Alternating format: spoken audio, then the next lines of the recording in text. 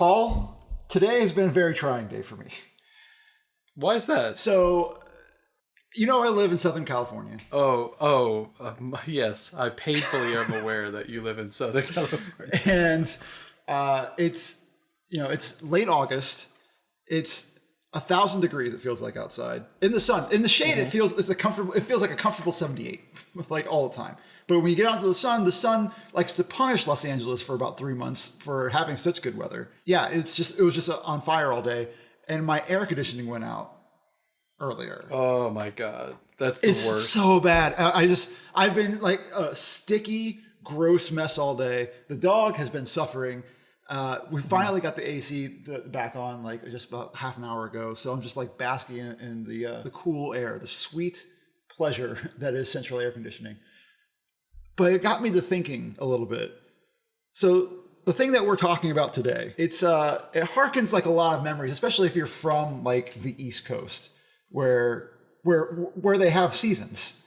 Because I don't, right, anywhere that has cold. Right, I don't have seasons anymore. And it just, when I taste some of the things that we're going to be talking about today, it reminds me of like crisp weather and the fall and dead leaves. And like the only dead leaves that we have now are the ones that have dried up because there's no water.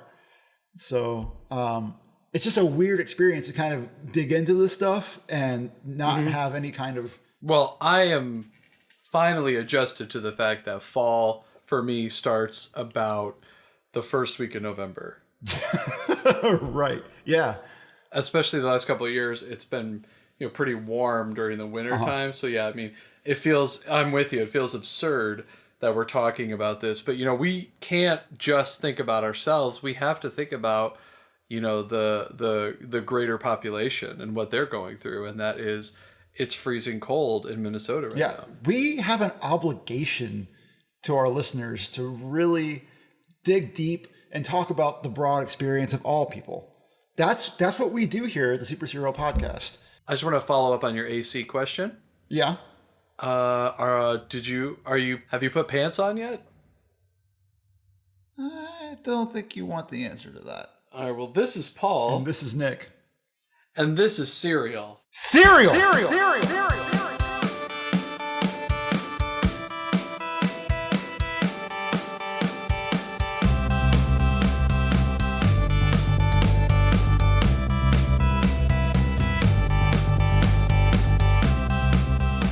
Some people will say that Christmas is the most wonderful time of the year. Some people do say that. Well, Andy Williams sure believes it. Oh, he definitely believes it. He kind of made a career out of it. He really did. But I feel like the onset of autumn, or fall, as the commoners like to say, is really my favorite time of year. And I'll tell you why. It's the precursor to what I like to call eating season. The eating season is all that I live for. I mean, you start off with a bang. Some people might not consider Labor Day an eating holiday. It's definitely an eating holiday. That's your last barbecue. That's your last time for like Frankfurters. That's your last chance to get your summer food on. And your last 3-day weekend of the year. Thank you very much. That too. And then last guaranteed 3-day weekend. I don't need your letters. Thank you. All you people that wanted to correct Paul, keep your tweets to yourselves. Because guess what? He ain't on Twitter anyway. Yeah. We don't need your well actuallys about, that's also no that you're not on Twitter anyway. Or your FWIW. Or your IMHOs. Yeah. Eating season, man. You're right. You start over the bang. You got Labor Day. Yeah. Then you roll right into Halloween. Which is, it's not like, it doesn't have like a cuisine per se, unless you want to go Day of the Dead. But it does have bulk candy. And then the best, not publicly celebrated holiday, but I know a lot of people that are aware of it, is the November 1st Halloween candy clearance. Oh, that is definitely a holiday. Yeah. It is very much enjoyed in the Tilbian household. You roll into November, which you're starting to get ready for Thanksgiving, which includes lots of nuts, spreadable cheeses, traditional Thanksgiving fare, and then you're into Christmas, which, I mean, let's be real, especially in America, the month of December is everything you say is, whenever you get food, the common answer is, well, it is Christmas. That's the holidays. So I should, yeah, hey, you want to go get deep dish pizza? Yeah, and I'm going to get my own because it's Christmas. Yeah, I mean, and that's not even to mention, like, you know, this is also football season, and that means every Sunday, I'm pigging out every Sunday on whatever. Guys, it starts in late August, and it runs all the way through New Year's, where you're eating your your black-eyed peas and your collard greens for good luck. Is that a thing? That's a Southern thing. That's where you live, Paul. Yeah, it's not where I'm from, though. Don't worry, guys. These colors don't run. Thank you very much. So, as we kick off food season, what better... And we kick off season 2. What better way than to start off with pumpkin cereal, baby. Pumpkin cereal! Predicted on this show... Oh, man. It's season 1. Like, early season 1. Like, that was like... Paul Tilby and Nostradamus over here predicted the pumpkin spice Cheerios coming out this month. Your food Nostradamus. Yeah. Foodstradamus. Foodstradamus. Nostradonuts. That's... Oh. TM. Paul Sylvian. Copyright. Donut truck. TBD. I don't think anybody's going to compete with you on that one. Nostradonuts. We're predicting you want one. That's so stupid. So I think this year really is the first year for a big push of multiple pumpkin spice variety cereals. Yeah. So I thought it would be prudent to talk a little bit about pumpkins, maybe? Oh, like the history of the pumpkin? I mean, maybe just, I would say maybe more pumpkin factoids. Okay. So we've got pumpkin, which is native to North America. USA! North America. USA and Canada. USA and Canada. And Mexico is part of that, I guess. Goes back about 7,000 to 5,500 BC. Yeah, the oldest pumpkin seed is approximately that old that's been found. Wow. In the U.S., we grow 1.5 billion pounds a year. See, that's like a number that you can't even fathom how many pumpkins that is. That's so many pumpkins. Yeah, it's crazy. And what's crazy about that is the United States is one of the largest growers of pumpkins. And so there are other countries growing pumpkins. We grow that many. Now check this out. Mm-hmm. The majority of those pumpkins that are grown, the vast majority, is used for carving jack-o'-lanterns. Really? Yeah, the majority of pumpkins grown in the U.S. are for decoration. It's because it's not a very hugely eaten food. Yeah, I guess that's true. 95% of the food crop is grown in Illinois, the great state of Illinois, the land of Lincoln. I wonder why Illinois? Why is Illinois the state? Like I don't know. It might be the breed of pumpkin that they're growing or the variety. Oh, I guess so. Because like when I think of pumpkins, I don't think of the Midwest. I think of the Northeast for some reason. But oh really? Yeah, I remember the Midwest is big. When we lived in Wisconsin, you could go like when you went pumpkin picking. It wasn't like pre-cut pumpkins in a field. It was like literally a pumpkin patch. Lastly, Nestle, operating under the brand Libby's, which we all know, the canned pumpkin. Yeah, that's Nestle? That's a Nestle product, and they produce 85% of the processed pumpkin in the United States. Freaking big pumpkin. Big pumpkin. You think Charlie Brown had a big pumpkin? You know, it'd be amazing if it was like, I'm sorry. What's the name of it's the Great Pumpkin, Charlie Brown? It's the Great Pumpkin, yeah. It's the Great Pumpkin, Charlie Brown, brought to you by Nestle. Brought to you by Nestle.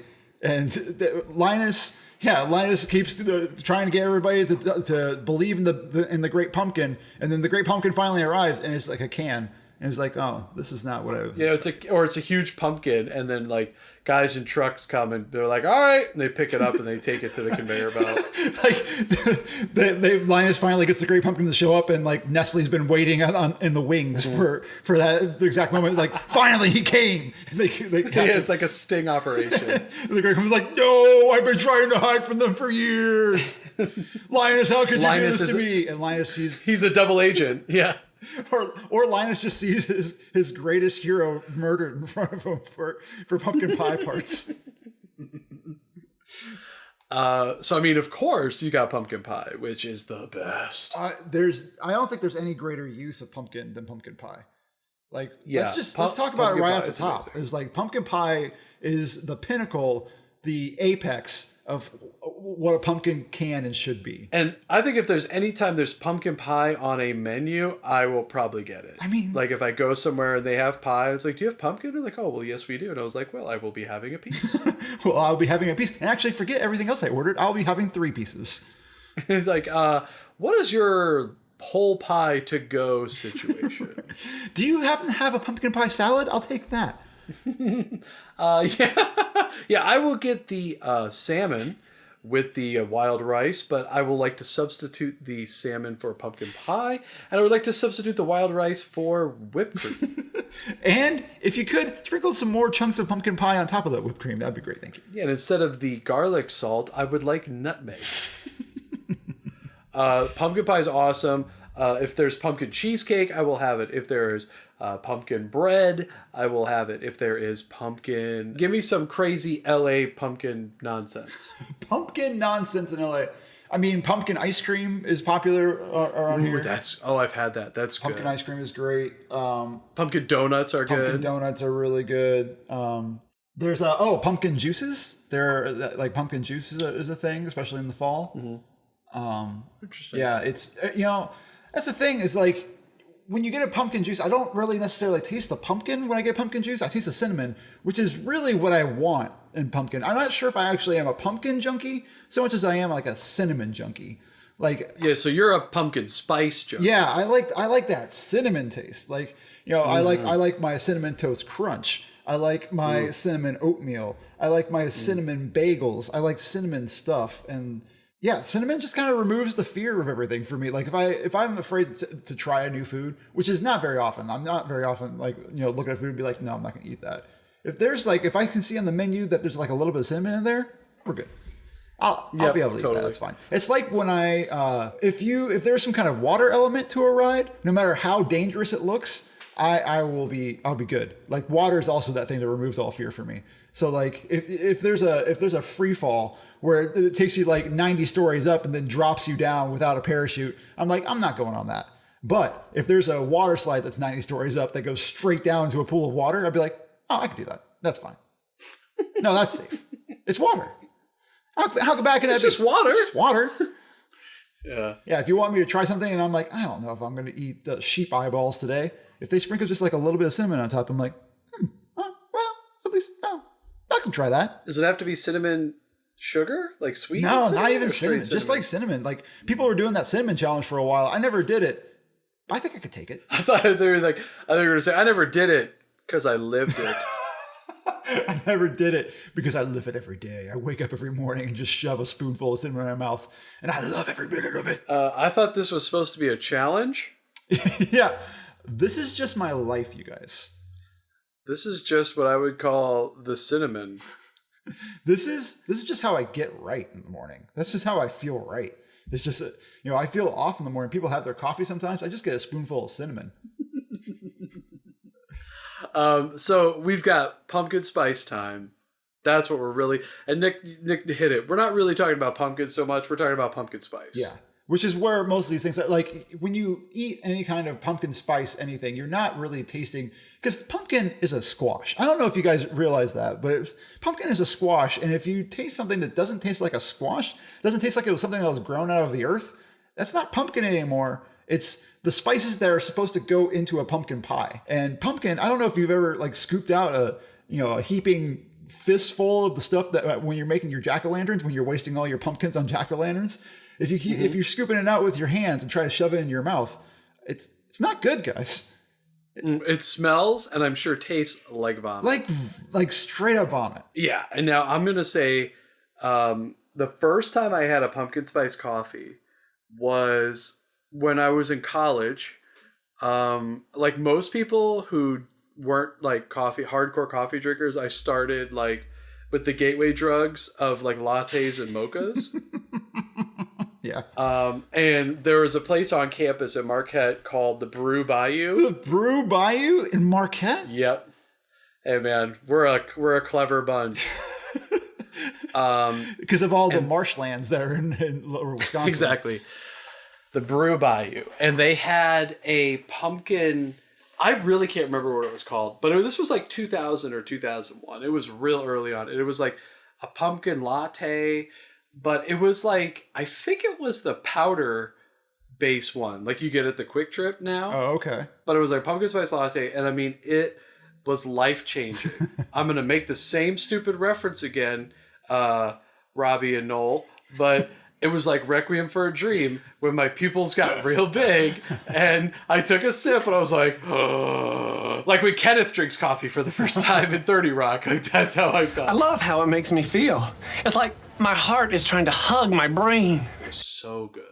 So Starbucks pumpkin spice latte is like the poster child for pumpkin spice foods. It's basically like when the pumpkin spice latte is available, that's sort of the unofficial start of fall. It's so weird how that became a thing. Like that was, first of all, we need to talk about how Starbucks kind of ruined everything for everyone. Mm-hmm. I mean, they are a ruiner of lives in so many ways, but even though I'm a huge fan, sure. So let's just temper that emotion. Sure. Starbucks kind of ruined the pumpkin game because they started putting it out, everybody loved it, and then like they started putting so much out, and people started to talk so much about it, everybody started doing it, and now we have threats of pumpkin shortage like every year because of how much pumpkin demand there is. I feel like they really have shortened the pumpkin spice season. Maybe it's because there was a shortage, because I know there were some seasonal shortages last couple of years because it like got too cold quickly or something like that. Yeah. Pumpkin Spice Latte came out in 2003, which I actually thought it was older than that. Mm. I am a big fan of the Pumpkin Spice Latte, but I gotta be honest, I could probably only do one, maybe two a season. Oh, that's a season? That's it? Yeah, it's really like, I'm sort of foreshadowing our reviews today if we ever get to them. But I feel like it's just a little too pumpkin spicy. You know what I mean? It's just like a little too potent. Uh-huh. It's a little too overwhelming. It's exactly. And it's not, I feel like the pumpkin spice flavoring has gotten more overwhelming and potent since, in the last 10 years. Uh-huh. Yeah. But let's get to the cereal here, man. This is not a pumpkin spice latte podcast. If you want to start that one, we can definitely start that one though. I mean, we could do that easy. We could do that one easy. I've never had one before, but we could definitely do that. But yeah, let's get to the cereals, man. All right, so we're just going to go over real quick. Here's what we tried. Mm-hmm. So I went a little crazy at the grocery store. I ended up buying 4 pumpkin cereals. That's not crazy, Paul. That's basically borderline psychotic. Like what? I was hoping you were to say that's committed. Yeah, committed Which to an also insane a nice, asylum. That's what that is. A very nice way of saying crazy. Right. Yeah. I got the pumpkin spice Cheerios, the pumpkin spice Life, pumpkin puffins. Oh, puffins. And Archer Farms pumpkin spice granola. Oh my! How about you, Nick? What did you end up picking up? Well, we all know that I love Cheerios, so I had to get that pumpkin spice Cheerios. I've been waiting for it since they announced it like months ago. And then I also got the pumpkin spice frosted mini wheats. Ooh, see, here's what I turned down was the frosted mini wheats pumpkin spice, and there was like a Special K pumpkin spice as well. Interesting. And it had like bits in it.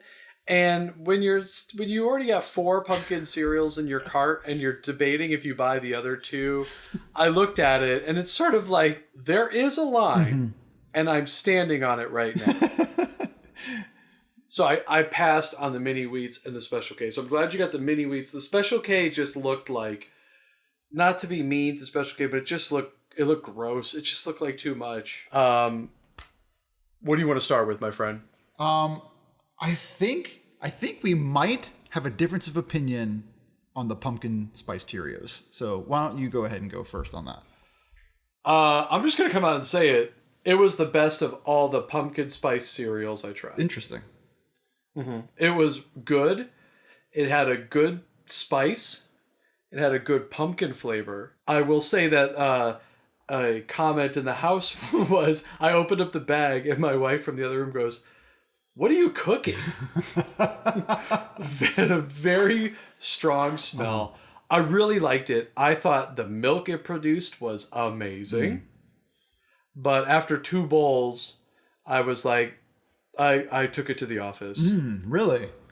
Yeah, after 2 bowls, I was like, this is good, but I just can't imagine myself finishing this box. I also had 3 other pumpkin cereals to eat, but after 2 bowls, this one I was like, I don't see this happening.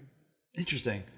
I had the opposite reaction to pumpkin spice Cheerios. Now, you know that I am a Cheerios believer. Oh, you celebrate their entire catalog. I love their angles. I love what they're doing. I love what they're throwing down. I love what they're tossing up. I love everything about Cheerios. I opened up this bag of Cheerios, and it was like I was walking by a fall-only version of a Yankee Candle Company in the mall. I was punched in the face by mall candles, and it didn't stop when I poured it into the bowl. Like it was like the pungence had infiltrated the entire house. I mean, so we agree on the smell. Oh yeah, the smell is really strong. It's like the smell is, depending on your situation, depending on who you are as a human, the smell is either intoxicating or just plain toxic.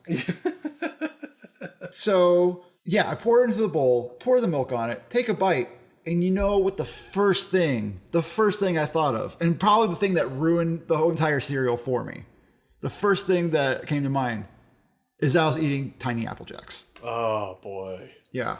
That is a disappointing feeling. Yeah, I ate it, like the first bite, I was like, this is Tiny Apple Jacks, you guys. What Cheerios is doing is what Apple Jacks has been trying to achieve for years. Essentially, all those years where people were like, this doesn't taste like apples, it's because they were doing pumpkin spice for decades. And like, they didn't even know it. They were just like, I don't know what to call this. It's like an apple, I guess. No, you guys, it was pumpkin the whole time. They were ahead of their time. They were ahead of their time. But yeah, so it ruined the game for me. It made me feel like I was eating a candle the whole time. It made me feel like huffing a candle. Like I lit a candle and I was just like, and I put I hovered over it with like a blanket over my head, like you would with like tea when you're sick or something, or soup when you're sick. Just like a tea towel over my head and just like huffing like a teenager with a paint can out in the garage. Just like, that's what it felt like eating the cereal. It was like I was huffing the pumpkin spice Cheerios. Did you finish the whole bowl or not? I did finish the bowl. Good. And the milk, I will agree with you. The milk was good. Yeah, it's like pumpkin. It's like pumpkin coffee made. Yeah, it was so good. It was really good. Yeah, it was good milk for sure. Well, I chose the pumpkin spice Life. Yeah, over the other ones. And you aren't like a huge fan of Life cereal in general. Oh, no. It lacks integrity. I mean, to be very, very, very blunt about it. Why would you eat Life when Chex already exists? It's usually right there. It's like right beside it. You have frosted Pop-Tarts. You have non-frosted Pop-Tarts. Why would you ever pick the non-frosted one? It's a waste of your time. It's the same situation. Yeah. Life is just a disappointing cereal. That being said... Oh. Pumpkin spice did not help it whatsoever. You took me on a journey there, Paul. Yeah, it was an emotional roller coaster. Yeah. But there was water on the roller coaster, so don't worry about it. We made it. I was fine. Yeah, I was fine.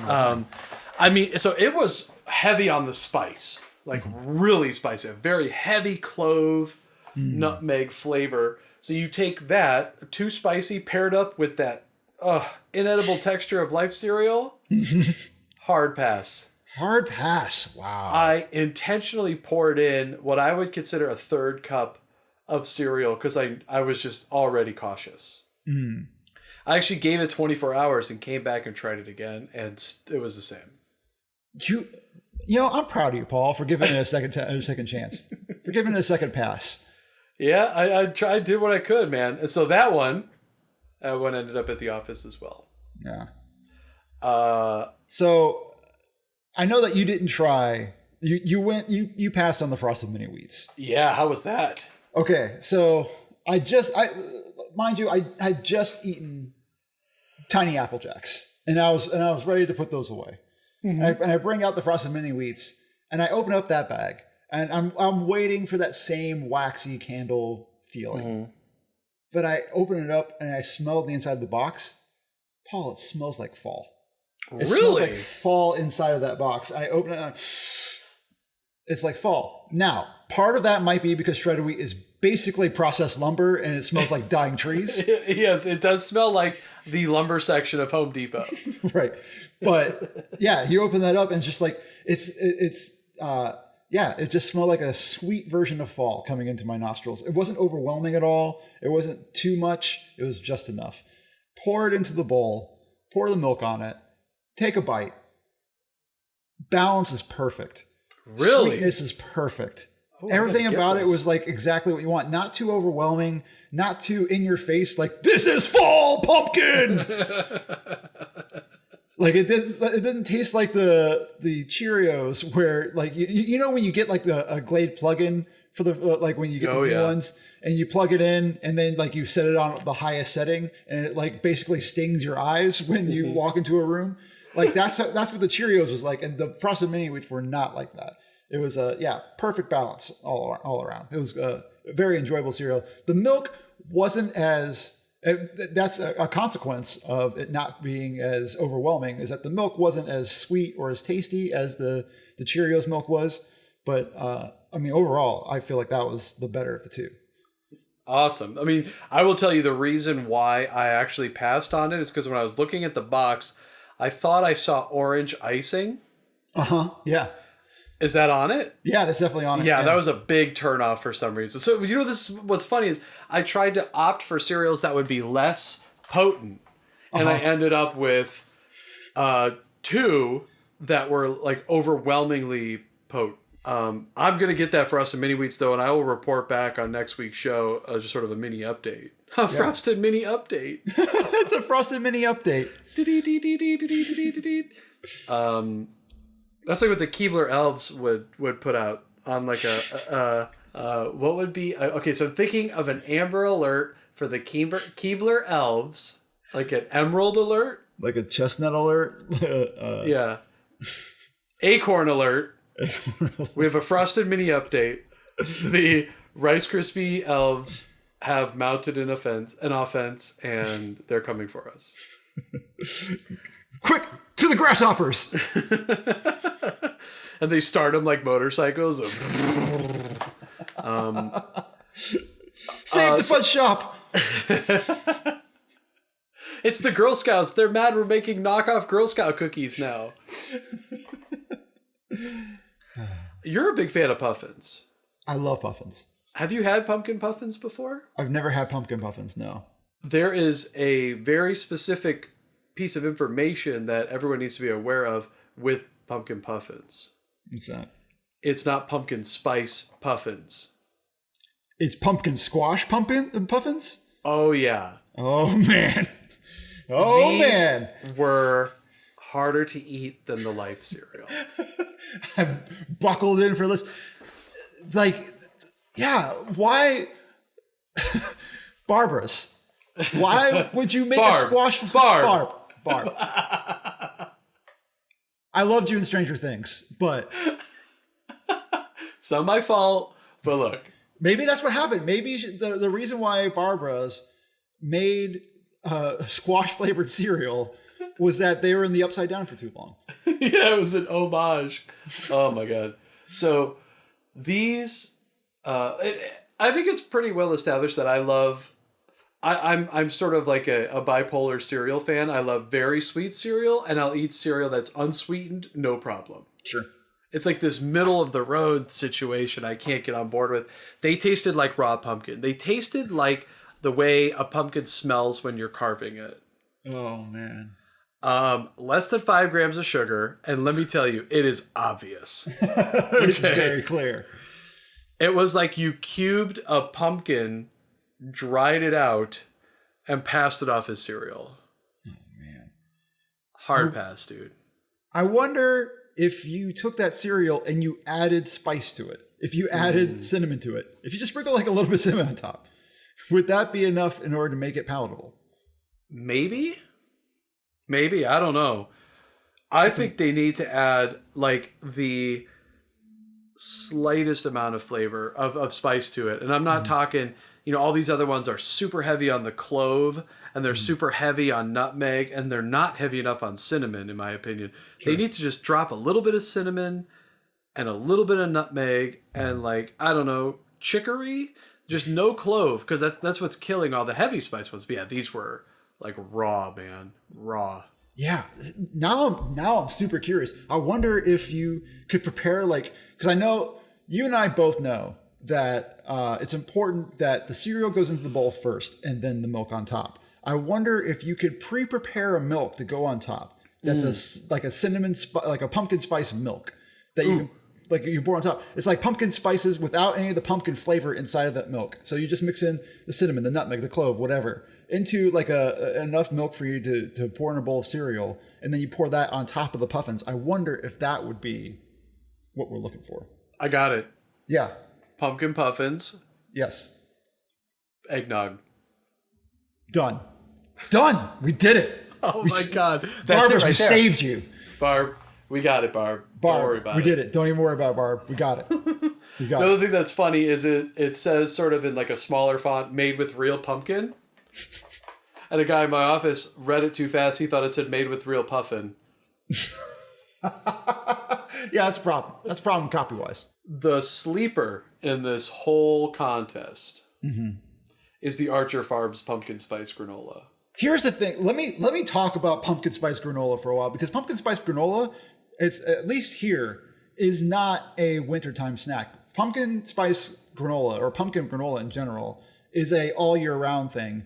And I love pumpkin granola. Pumpkin granola is great. And I didn't know that Archer Farms made one. Yeah, I mean, it's good. It's in like a resealable bag. And it is so good. And I mean, the pumpkin flavor is so subtle, but it's there and it's so good. And then they've also got, as part of the granola, like little pumpkin seeds mixed in there as well. That's good. So here's what I did. I took the pumpkin Cheerios and I mixed in a little bit of that pumpkin granola. Oh, now that was good. Yeah, that was really good. Just a few of the Cheerios. You don't need like a whole bowl of them. Just a few of the Cheerios to kind of give you a little bit of a little perk, a little bit of to some of the bites. It was like a reverse Honey Bunches of Oats. Right. That's the only one that's still in my house right now is the pumpkin granola. Yeah, that sounds good. So do you eat granola do you pour milk on top like a cold cereal? I'd say it's about half and half. I just sort of jam my hand into it and eat it.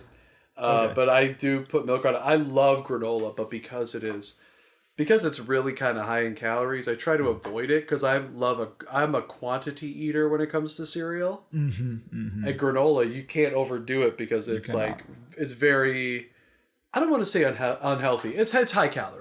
I mean, it's a lot of good stuff, but they got to put something to get all that stuff to stick together. Yeah. I'm a yogurt guy, so I'll dump like a third cup of the granola into some yogurt, and then maybe some fruit, maybe some dried fruit in there, and there's no story to that. That's just the end of things. That's it. That is the end of the road where I tell you how I prepare my granola in the morning. It's with yogurt. Greek yogurt, 0 fat. Back to you, Paul. Oh, well, thank you. The only other thing I want to say about granola, just in general, is that a good friend and fan of the show, Robbie, and I always joke about granola. So we're both huge fans of The Sopranos. And if you've ever seen The Sopranos, the way that like those New Jersey Italian guys talk, they always like shorten. So like they'll say like calamari, it's like the galamar, you know what I mean? Right. Yeah. And like they say what is the gabagool? Like capicola, the gabagool. And and the last one is cannoli, and they say like the canol. So he and I always say,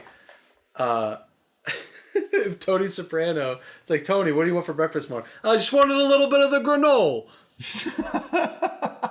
I got my freaking Chobani here. I got no granol. The only other thing I'm going to say about pumpkin spice is I had the Hostess pumpkin spice cupcakes. Amazing. Really? It's amazing on the level of you just want a garbage snack. It actually had more of it was actually close to a carrot cake cupcake. And it had the white icing instead of the brown icing. And it had the cream in the middle. And I was like, you take this cream and you replace it with artificially flavored cream cheese frosting. And you've got a carrot cake Hostess cupcake. They were awesome though. But they were like incredibly orange. Like mid-90s Trix orange? No, it was almost like perfect. Like the color and like the specs, everything was so perfectly created. You know what I mean? It's like going to Disneyland and you're like, this is too perfect. Like it's too exact. Right. I hate to say it, but I was, oh God, I think I'm really going to regret saying this, but I was a little bit disappointed with our pumpkin spice experience this year. Yeah. I don't know if it's high expectations. I don't know if I've kind of maturing palate and like pumpkin spice is like just too potent and too sweet. Or maybe it's just too much of a good thing. We've been having pumpkin spice. We've been inundated with pumpkin spice for years now. It's become such like language within the culture that pumpkin spice is just like a thing that you have. It's a thing that you participate in every year that maybe we're just getting to a point where we are kind of detecting the subtleties of pumpkin spice instead of just being like, oh, pumpkin spice is amazing. Everything about it's great. Now we see the different grades, the different degrees of pumpkin spice. And we're like, it's not as good. We're always going to be chasing that original high, man. We're always going to be chasing that dragon, that pumpkin spice dragon. Pumpkin spice dragon. That sounds like if I looked it up on Urban Dictionary, I'd be really grossed out. Oh, man. Don't look that up on the Urban Dictionary. Do not Google that, dude. Don't Google that, please. Well, I guess that's it, huh? Thank you guys for listening to the Super Serial Podcast. You can find us online. That's not how you say those words. Can we? Can they find us on line? You can find us on the internet in places like Facebook and Twitter and Tumblr and on Instagram. You can search for us. Right. You can search for us as the Super Serial Podcast, or on Twitter, we're the Super Serial Pod. And you can listen because, I mean, obviously you can listen because you're listening right now. Yeah. But tell your friends that you can find us on iTunes. You can find us on Google Play Music, Stitcher, and SoundCloud, which is kind of our, don't tell anybody, but it's kind of our hub of where we manage all of our stuff. So SoundCloud's awesome. It's kind of our home base, if you. It's our. That's right. It's kind of a. That's just between you and me now. See, go get me some granola. And go ahead and leave us a review on any of those. Send us an email, superserialpodcast@gmail.com. We're starting to get some traffic through there. Got some stuff coming through, so we're going to be sharing more information as we get it, more comments. We're looking forward to the rest of season 2, right, Nick? Yeah, looking forward to it. It's going to be great. I think that we've got some good stuff lined up for you guys. We got some big ideas. It's going to be big. Yeah, it's not exclusively about vegetarians that created cereal like 120 years ago. It's about people, possibly vegetarians, that created cereal maybe 20 years ago. It's going to be great. What about all this vegetarian talk? So this is Paul. And this is Nick. And this has been Cereal. Cereal.